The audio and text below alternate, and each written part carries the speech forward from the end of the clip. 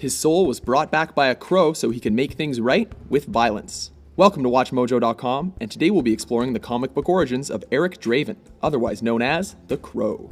As with most comic book characters, there are often reimaginings and different versions to a character's past. We have chosen to primarily follow the storyline that unfolded in 1989's Caliber Comics series The Crow, which was expanded upon in 1994's feature film of the same name.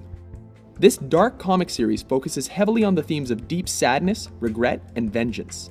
It was created by James O'Barr, a graphic artist stricken with grief and trying to cope with the loss of his girlfriend following her tragic death due to a drunk driver. Making his first appearance in 1989's Caliber Presents #1, The Crow is centered on a young man named Eric, whose fortunes take a turn for the worst when his car breaks down after a day at the beach. Stranded with his fiancée Shelley in the middle of nowhere, the young lovers were approached by a gang of thugs. Confronting the gang, Eric was shot in the head. Left paralyzed, he was forced to watch helplessly as the woman he loved was raped and beaten to death. Left for dead on the side of the road, Eric was found by the police and taken to the hospital, where he finally succumbed to his injuries while muttering the phrase, "The crow said don't look." Eric had been a passionate reader of poetry and literature, and had uttered those final words as he recalled a legend he had once read about.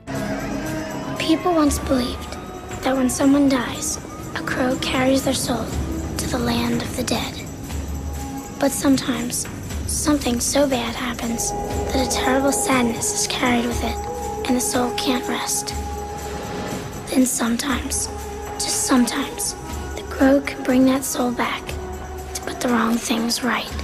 Exactly 1 year later, Eric was indeed resurrected by the same legendary supernatural forces.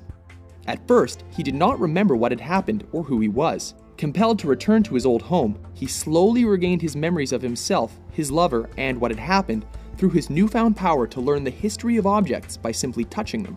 Depressed and trying to cope with his unbearable grief, he began to cut his face and paint it white. He soon remembered his dying wish and became a merciless vigilante ready to do anything to have his revenge.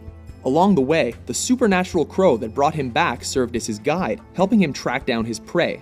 This led him to track down, stalk, and kill all of the responsible gang members one by one. As time passed, he realized that he could not die from direct attack and that he was much stronger and faster than humanly possible. He could also see through the eyes of the crow, vanish without a trace, and heal any injury quite rapidly. However, his greatest weakness turned out to be the crow itself. Any injury the crow sustained would hurt Eric, and were it to die, Eric would be left completely vulnerable.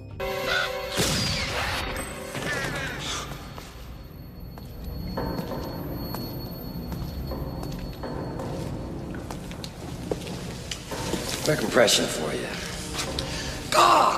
Bang! I'm dead! As a symbol of despair, this anti-hero became an angel of death to those who deserved it. Devoid of all pity, Eric killed his victims in a manner that was equally, if not more brutal than the ways they had terrorized the innocent. Victims, aren't we all? Eventually, Eric completed his quest and returned to the afterlife in peace. This did not end the series, as many characters have come to assume the role of the Crow in order to seek similar vengeance.